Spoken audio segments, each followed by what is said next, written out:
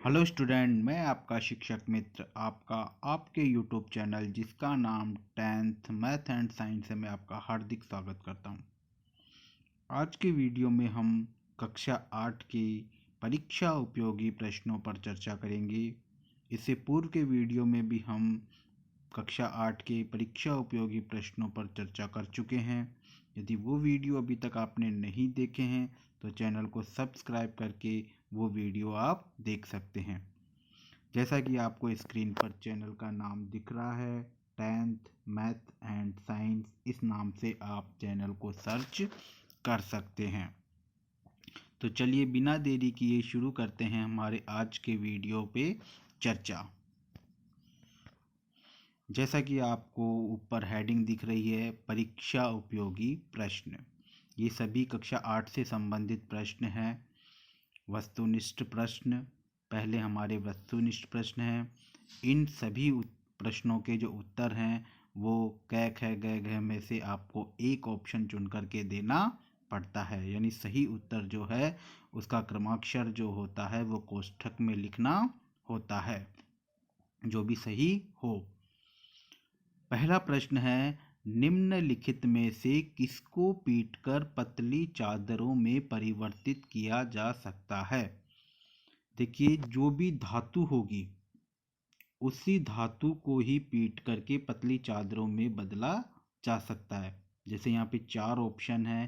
पहले ऑप्शन में जिंक है, दूसरे ऑप्शन में फास्फोरस है, तीसरे ऑप्शन में सल्फर है और चौथे ऑप्शन में ऑक्सीजन है। तो फास्फोरस, सल्फर और ऑक्सीजन ये सभी अधातुएं हैं। इनको पीटा नहीं जा सकता। अगर इनको पीटेंगे तो ये टुकड़ा टुकड़ा चूर चूर हो जाएंगी। इनमें से केवल मात्र एक जिंक है जो कि एक धातु है, और धातु को ही पीट करके पतली चादरों में परिवर्तित किया जा सकता है। जिंक के अलावा भी अगर कोई और भी धातु का ऑप्शन होता, जैसे लोहा होता, तांबा होता, सोना होता, चांदी होता, पीतल होता, यानी कोई भी एक जो है धातु यहाँ ऑप्शन में होना चाहिए था, तो वो हमारा ऑप्शन सही होता। तो यहाँ पर आपका उत्तर में सही ऑप्शन है जिंक। देखिए, कोई ज़रूरी नहीं होता है कि सेम ही ऑप्शन आपको दिए जाएं। आपको जो है उस प्रश्न का जो मर्म है, मूल है, वो आपको पता होना चाहिए कि हमने यहाँ पर जो चुना है जिंक, तो जिंक क्यों चुना है। ठीक है ना, तो इसलिए चलिए आइए चर्चा करते हैं अपने दूसरे प्रश्न पर। दूसरा प्रश्न है हमारा, निम्न में से अधातु है। जैसा कि अब मैंने बताया आपको कि यहाँ पर भी 4 ऑप्शन दिए हुए हैं, आयरन, सल्फर, एल्यूमिनियम और कॉपर। यहाँ पर जो आयरन, आयरन मतलब लोहा, एल्यूमिनियम और कॉपर, कॉपर मतलब तांबा, ये सभी धातुएं हैं। तो अब हमारे पास में बच गया ऑप्शन ख, सल्फर, जिसको हम गंधक भी बोलते हैं। ये हमारे पास में जो है एक अधातु है। तो निम्न में से अधातु है, तो हमारा सही उत्तर आएगा सल्फर गंधक। आइए चर्चा करते हैं अपने तीसरे प्रश्न पर। निम्न में से अघात वर्तनीय नहीं है। अघात वर्तनीय, देखिए जो भी धातु नहीं है, सभी धातुएं अघात वर्तनीय होती हैं। आप जानते हैं कि आपने पढ़ा होगा कि जितनी भी धातुओं का जो गुण पढ़े होंगे, धातुओं की विशेषताएं पढ़ी होंगी, तो उसमें आपने पढ़ा होगा कि धातुएं अघात वर्तनीय होती हैं। तो यहाँ पर लोहा है, एल्यूमिनियम है और सिल्वर है, ये सभी धातुएं हैं, ये सभी अघात वर्तनीय हैं। और इसमें से केवल मात्र एक पेंसिल लेड रह गया। पेंसिल लेड एक अधातु है, ग्रेफाइट की बनती है, इसलिए यही जो एकमात्र ऑप्शन है हमारा वो अघात वर्तनीय नहीं है। तो हमारा सही उत्तर आएगा ग, पेंसिल लेड। जो आपकी पेंसिल की लेड बनती है ना, वो है ये जो ग्रेफाइट की बनती है। आइए चर्चा करते हैं अपने चौथे प्रश्न की। अक्षय प्राकृतिक संसाधन है। देखिए, अक्षय प्राकृतिक संसाधन, देखिए ऊर्जा के जो स्रोत होते हैं वो 2 तरह के होते हैं। एक तो नष्ट होने वाले और दूसरे होते हैं अक्षय। यानी एक तो समाप्त होने वाले होते हैं, मतलब जिनका हम अगर यूज करेंगे और लगातार जिनका यूज करते रहेंगे तो वो कुछ ही समय के पश्चात नष्ट हो जाएंगे, समाप्त हो जाएंगे। जैसे कोयला, अब कोयला ज़मीन से प्राप्त होता है, पेट्रोल ज़मीन से प्राप्त होता है, तो अगर इनका हम यूज करेंगे लगातार तो ये कभी ना कभी समाप्त हो जाएंगे, ये समाप्य हैं। लेकिन कुछ ऐसे ऊर्जा स्रोत होते हैं जो जीवन में कभी भी समाप्त नहीं होते हैं, जैसे सूर्य का प्रकाश। अब सूर्य का प्रकाश चाहे हम कितना भी उपयोग करें वो कभी भी समाप्त नहीं होगा। इसी प्रकार से पवन ऊर्जा, जल ऊर्जा, ये ऐसे संसाधन हैं जो कभी भी समाप्त नहीं होंगे। तो हो सकता है कि सूर्य का प्रकाश वहाँ पर आपको परीक्षा में ऑप्शन में नहीं मिले, तो पवन ऊर्जा हो सकती है, जल ऊर्जा हो सकती है, ये सभी अक्षय प्राकृतिक संसाधन हैं। तो यहाँ पर आपका सही उत्तर आएगा सूर्य का प्रकाश, क्योंकि चारों ऑप्शन में पहला ऑप्शन सूर्य का प्रकाश, दूसरा कोयला, तीसरा प्राकृतिक गैस, चौथा पेट्रोल। कोयला, प्राकृतिक गैस और पेट्रोल ये समाप्त होने वाले हैं, ये अगर इनका ज़्यादा उपयोग करेंगे तो ये समाप्त हो जाएंगे। लेकिन सूर्य का प्रकाश ही एकमात्र ऐसा संसाधन है जो कभी समाप्त नहीं होगा। तो यहाँ हमारा सही उत्तर आएगा सूर्य का प्रकाश। आइए चर्चा करते हैं अपने 5वें प्रश्न की। निम्न में से कौन जीवाश्म ईंधन है?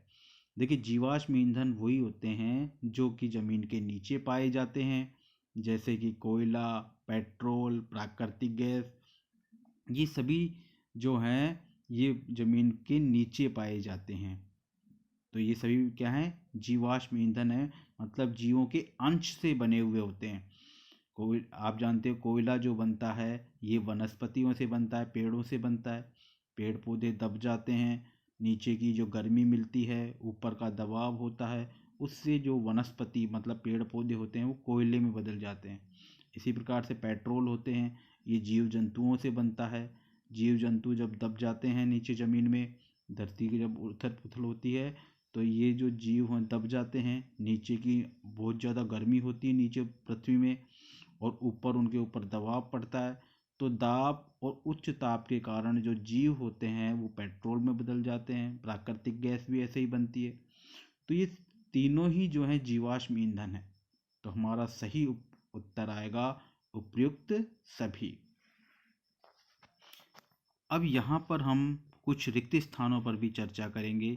जैसा कि आप जानते हैं कि आपकी जो एग्ज़ाम होती है उसमें कुछ बहुविकल्पात्मक प्रश्न आते हैं, एमसीक्यूज़ क्वेश्चन आते हैं, जो 5 हमने चर्चा कर ली है। कुछ रिक्त स्थान आते हैं, अब रिक्त स्थानों पर चर्चा करेंगे अपन। तो देखिए, पहला है हमारे पास में रिक्त स्थान, सीएनजी का पूरा नाम क्या है? देखिए, सीएनजी का पूरा नाम है संपीड़ित प्राकृतिक गैस। संपीड़ित प्राकृतिक गैस। अगर लिखने में किसी बच्चे को कोई प्रॉब्लम आए तो नीचे इसके उत्तर दिए हुए हैं, आप इसे यहाँ समझ लीजिए, वहाँ से उत्तर देख करके लिख लीजिए। तो सीएनजी का पूरा नाम है संपीड़ित प्राकृतिक गैस। प्रश्न 7 है एलपीजी का पूरा नाम। देखिए, कभी पूछ लेते हैं एलपीजी का पूरा नाम क्या है। एलपीजी वही गैस है जो हमारी सिलेंडर में भरी हुई रहती है। तो इसका पूरा नाम है, एल से बनता है लिक्विड, पी से बनता है पेट्रोलियम और जी से बनता है गैस। अर्थात एलपीजी का पूरा नाम हो गया लिक्विड पेट्रोलियम गैस। आइए चर्चा करते हैं अपने 8वें प्रश्न की।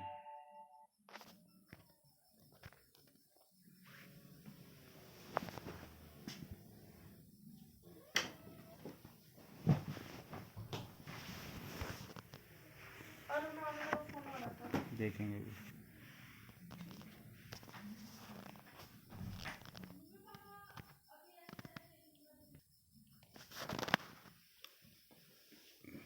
पीसीआरए का पूरा नाम है। तो पीसीआरए का पूरा नाम है पेट्रोलियम संरक्षण अनुसंधान समिति। पेट्रोलियम संरक्षण अनुसंधान समिति। और ये समिति जो है वो पेट्रोल को किस तरीके से बचाया जा सकता है, पेट्रोल का दुरुपयोग किस प्रकार से रोका जा सकता है, उसके बारे में जानकारी देते हैं। आइए चर्चा करते हैं अपने अगले प्रश्न 9वें प्रश्न पर। संकटापन्न स्पीसीज वे हैं जो होने के कगार पर हैं। देखिए संकटापन स्पीसीज अर्थात ऐसी स्पीसीज जिन पर संकट आया हुआ है, मतलब कि जो संख्या में बहुत ही कम हो गई है, जिनका बहुत ज़्यादा लोगों ने शिकार कर लिया है और अब वो बहुत ही संख्या में बहुत ही कम हो गई हैं, ऐसी जातियों को हम संकटापन स्पीसीज कहते हैं। और ये जातियां क्या हैं, विलुप्त होने के कगार पर हैं, अर्थात खत्म होने के कगार पर हैं। तो यहाँ पर अपने को खालिस्तान में भरना है विलुप्त। तो संकटापन्न स्पीसीज वे होती हैं जो विलुप्त होने के कगार पर हैं। आइए चर्चा करते हैं अपने अंतिम रिक्त स्थान की। कोशिका में एक बड़ी केंद्रीय रिक्तिका होती है। देखिए दो तरह की कोशिकाएं होती हैं, एक जंतु कोशिका जो जंतुओं में पाई जाती है, दूसरी होती है पादप कोशिका जो पादप कोशिका में पाई जाती है। और इन दोनों में एक मुख्य अंतर ये होता है कि पादप कोशिका में रिक्तिका पाई जाती है। तो यहाँ पर वो यही पूछ रहा है कि रिक्तिका कौन सी में पाई जाती है, तो रिक्तिका पाई जाती है पादप कोशिका में। यहाँ पर ये रिक्त स्थानों के उत्तर दे रखे हैं। पहले का उत्तर संपीड़ित प्राकृतिक गैस सीएनजी का पूरा नाम, दूसरा एलपीजी का पूरा नाम लिक्विड पेट्रोलियम गैस। तीसरे प्रश्न का तीसरे खाली स्थान का उत्तर है पेट्रोलियम संरक्षण अनुसंधान समिति। चौथा जो रिक्त स्थान था उसका उत्तर था हमारे विलुप्त। और पांचवा जो रिक्त स्थान था उसका उत्तर था हमारे पास में पादप कोशिका। इस तरीके से ये हमारे रिक्त स्थानों पर चर्चा यहाँ समाप्त होती है। आगे हमारे जो पेपर होता है उसमें कुछ अति लघुत्तरात्मक और लघुत्तरात्मक प्रश्न भी आते हैं। यहाँ पर कुछ अति लघुत्तरात्मक प्रश्न है और कुछ लघुत्तरात्मक प्रश्न है, आप उसे भी यहाँ पर समझ सकते हैं और लिख करके उसे याद कर सकते हैं। देखिए पहला प्रश्न है प्रश्न संख्या 11वां, घर्षण से आप क्या समझते हैं। देखिए घर्षण का मतलब होता है रगड़।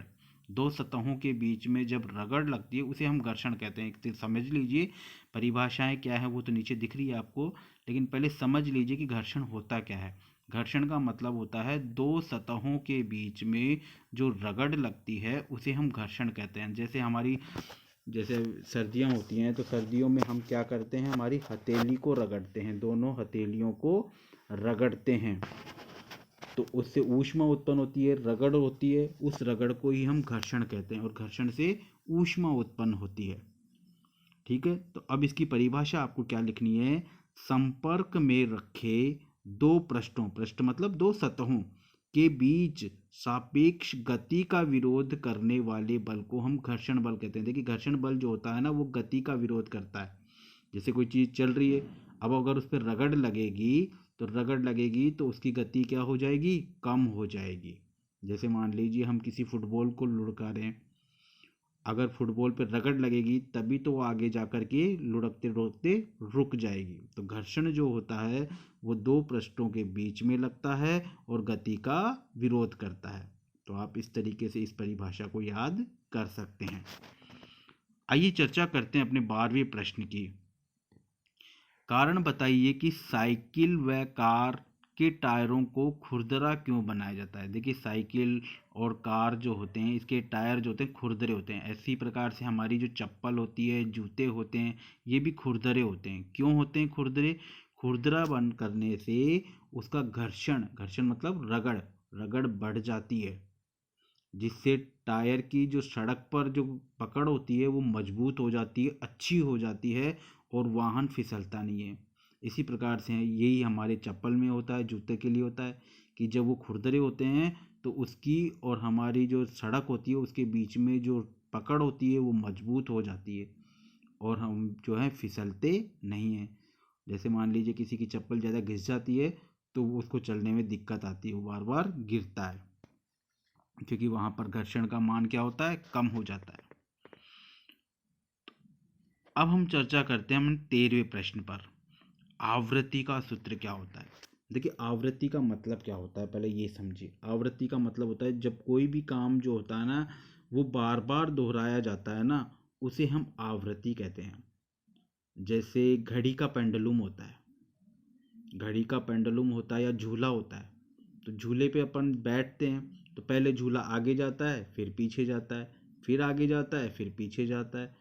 इसी प्रकार से घड़ी का जो पेंडुलम होता है उसमें भी घड़ी का पेंडुलम पहले बाएं जाता है, फिर दाएं जाता है, फिर दाएं जाता है, बाएं जाता है, इस तरीके से घड़ी का पेंडुलम भी। तो इस प्रकार की जो गति होती है उसे हम आवर्त गति भी कहते हैं, और इसे ही हम आवृत्ति भी कहते हैं। यानी बार बार जब भी कोई चीज़ दोहराई जाती है उसे हम आवृत्ति कहते हैं। अब आवृत्ति का सूत्र क्या होता है, नीचे दिया हुआ है आवृत्ति का सूत्र, दोलनों की संख्या बटा समय। कहने का मतलब ये कि वो कितनी बार दोलन कर रहा है, मतलब कितनी बार वो चक्कर काट रहा है। जैसे मान लीजिए झूला है और वो 1 सेकंड में, केवल समझाने के लिए बता रहा हूँ मैं, 1 सेकंड में मान लीजिए 10 बार जाता है, तो यहाँ पर दोलनों की संख्या हो गई 10 और समय हो गया हमारा 1 सेकंड।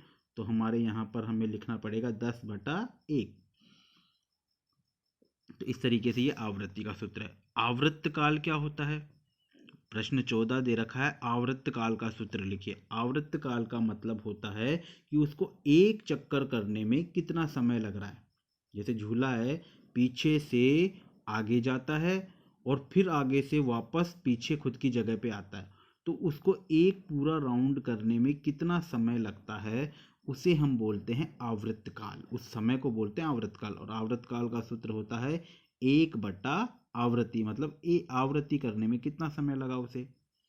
तो इस तरीके से यहाँ पर इस वीडियो में हमने कुछ वस्तुनिष्ठ प्रश्नों पर चर्चा की है, कुछ रिक्त स्थानों पर चर्चा की है, कुछ लघुतरात्मक, अति लघुतरात्मक और लघुतरात्मक प्रश्नों पर चर्चा की है। इसे आप अच्छे से याद करें।